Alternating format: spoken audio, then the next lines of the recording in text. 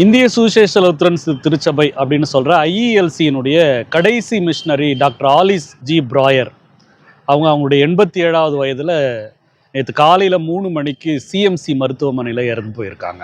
நாம் வாழற காலத்தில் இங்கே இன்னைக்கு நேற்று வரைக்கும் ஒரு மிஷனரி ஆலிஸ் பிராயர் அப்படின்றவங்க 1968 57 ஆண்டுகள் ஆம்பூரை சுற்றி இருக்கிற பகுதிகளில் வேலை செய்திருக்காங்க. அவங்க செய்த வேலை ஒன்று தான்.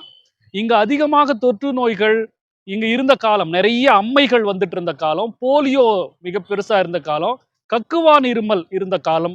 இப்படி இருந்த பொழுது ஆலிஸ் பிராயர் 68 இங்க வந்து அவங்க ஓராண்டு தமிழ் கத்துக்கிட்டு மக்களை தேடி அவங்க மக்களை தேடி மருத்துவம்னு சொல்றோம்ல, அது ஆம்பூர்ல முதல்ல செஞ்சவங்க ஆலிஸ் பிராயர். அவங்களே ஒரு ஜீப்பை ஓட்டிக்கிட்டு கிராமங்களுக்கு போய் மருத்துவமனையில குழந்தை பிறப்பினுடைய அந்த முகவரியை வாங்கிட்டு அவங்க போயிட்டு ஒவ்வொருவரா பார்த்து அவங்களுக்கு தடுப்பூசி போடுறாங்க. அந்த பீரியாடிக்கலா தடுப்பூசி போடுறது அப்படின்றத இங்க வந்து அவங்க தான் அறிமுகப்படுத்துறாங்க. திருமணம் செஞ்சுக்காம அவங்க ஒரு மகப்பேறு மருத்துவர். அவங்க வந்து குழந்தை இல்லாம வரவங்களுக்கு ஆலோசனை கொடுத்து மருத்துவம் பார்த்து இங்க நூற்றுக்கணக்கான பேர் குழந்தை கிடைச்சிருக்கு. ஆனா அவங்களுக்கு குடும்பம் இல்லை. நூற்றுக்கணக்கான பேருக்கு குழந்தை வருவதற்கான காரணமாக இருந்த ஆலிஸ் பிராயருக்கு குழந்தை கிடையாது. நூற்றுக்கணக்கான குடும்பங்கள் வாழற காரணமாக இருந்த ஆலிஸ் பிராயருக்கு குடும்பம் கிடையாது. அவங்க இந்த மக்களைத்தான் தங்களுடைய குடும்பமாக, இங்க வருகிறவங்களை தான் தங்களுடைய குடும்பத்தின் உறுப்பினர்களாக நினைச்சிட்டு இந்த வேலையை வந்து இங்க செய்திருக்கிறாங்க.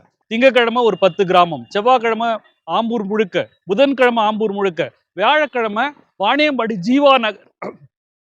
ஜீவா நகர் அப்படின்னு சொல்ற இடத்துல கூடுகிற மக்கள்.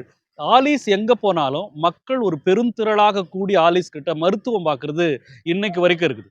அது இல்லாம ஆம்பூர்ல இருக்கிற ஏழை எளிய மக்கள் மாதத்துக்கு ஒரு முறை ஆலிஸை தேடி வராங்க. அவங்க எல்லாருக்கும் ஆலிஸ் வந்து உதவி செய்யறாங்க.